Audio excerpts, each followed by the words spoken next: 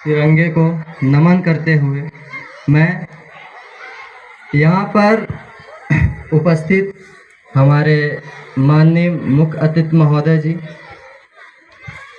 आदरणीय अध्यक्ष महोदय जी, सम्माननीय विशिष्ट अतिथि महोदय जी, यहाँ पर उपस्थित सभी महानुभावों, माताओं एवं बहनों एवं मेरे सभी प्यारे प्यारे बच्चों, आप सभी ने यहाँ पर उपस्थित होकर अपने अमूल्य समय में से कुछ समय निकालकर हमारे इस विद्यालय के प्रांगण को देकर इस विद्यालय के प्रांगण को शोभायमान बनाया। उसके लिए मैं और मेरा पूरा विद्यालय परिवार आप सभी का कृतज्ञ रहेगा और मेरे विद्यालय परिवार द्वारा आप सभी महानुभावों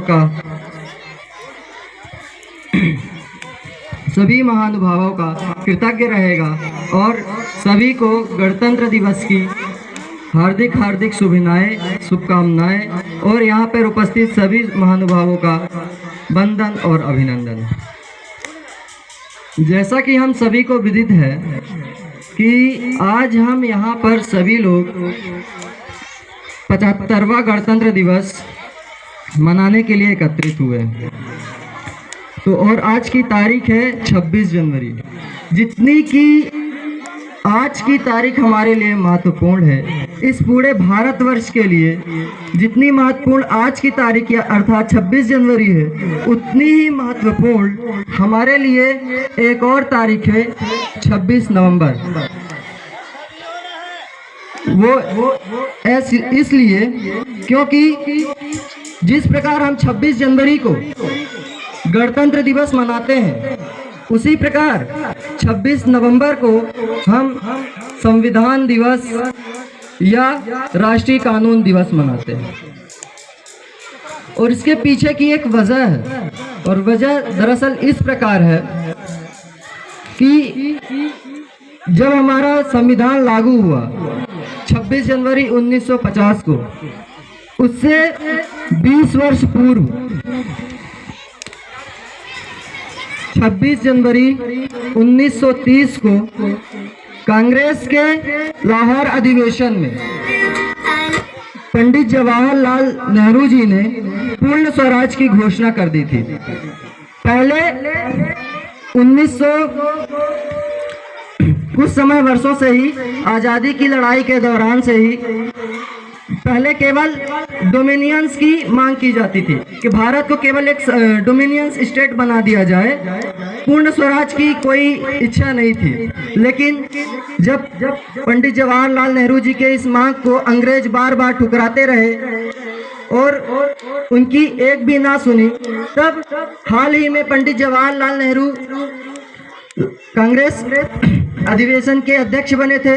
उन्होंने ही फिर एक निर्णय लिया और इस निर्णय में एक मांग की कि अब हमारा भारत देश डोमिनियन स्टेट ना होकर अब हमारा पूरा भारत देश पूर्ण रूप से स्वतंत्र होगा, और पूर्ण स्वराज की उसी दिन घोषणा कर दी और कहा कि अगले, जब ये वर्ष था 1929 का, 19 दिसंबर 1929 की ये बात थी, और उसी दिन उन्होंने ये घोषणा कर दी कि अब हमारा देश डोमिनियन स्टेट भी नहीं बनेगा। अर्थात डोमिनियन स्टेट में होता ये है कि भारत अपने सारे फैसले स्वयं तो ले सकता है, लेकिन भारत का जो राष्ट्रीय अध्यक्ष होगा वो जिस प्रकार अभी हमारे देश के ही लोग होते हैं, उसी प्रकार पहले नहीं होगा। डोमिनियन स्टेट में नहीं होता है, राष्ट्रीय अध्यक्ष उस समय पर भी ब्रिटिश के कोई व्यक्ति होते हैं।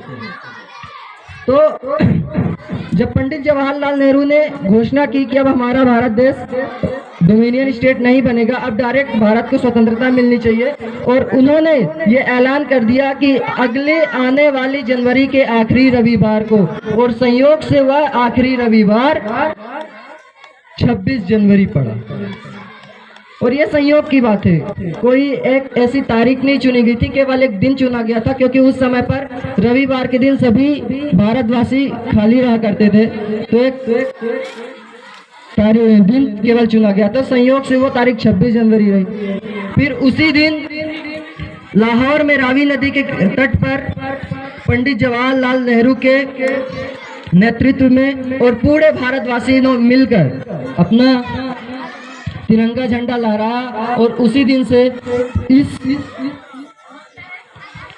स्वतंत्रता दिवस की घोषणा को सार्वजनिक कर दिया। और उसी दिन से 26 जनवरी की तारीख पूरे भारतवासी के लिए खास बन गई। और तब से कंटिन्यू 26 जनवरी 1950 से लेके अभी तक 26 जनवरी 1924 तक लगातार भारत गणतंत्र दिवस मनाता आ रहा है। लेकिन गणतंत्र दिवस मनाने का इसके पीछे का कारण कुछ और है। दरअसल हमारा जो संविधान था वो 26 नवंबर 1949 को बनकर तैयार हुआ था और इसीलिए 26 नवंबर 1949 को संविधान दिवस के रूप में मनाया जाता है। और लेकिन प्रश्न यहाँ पे सिर्फ एक ये उठता है कि जब हमारा संविधान 26 नवंबर 1949 को लागू हो गया, तैयार हो गया, संविधान समाज द्वारा उसको एक्सेप्ट कर लिया गया, तो फिर इस 2 महीने की देरी क्यों की गई? प्रश्न एक ये उठता है। 26 नवंबर 1949 को ये लागू कर देना चाहिए, मगर ऐसा नहीं हुआ। इसके पीछे का वजह ये था, अगर उसी दिन संविधान को लागू कर दिया जाता तो ये जो हमारी 20 साल की एक खास तिथि बनकर थी हमारे बीच में 26 जनवरी, तो वो लोग भूल जाते, उसका महत्व भूल जाते। तो उसके महत्व को बनाए रखने के लिए वर्तमान की जो सरकार थी उन्होंने ये फैसला किया कि अब हम इस संविधान को बनकर तैयार है, लेकिन इसको लागू करेंगे हम अब सीधे 2 महीने बाद, अर्थात 26 जनवरी को। और जब इसे लागू कर दिया गया उसी दिन से हमारा देश गणतंत्र दिवस के रूप में उस दिन को मनाने लगा। ठीक है, धन्यवाद।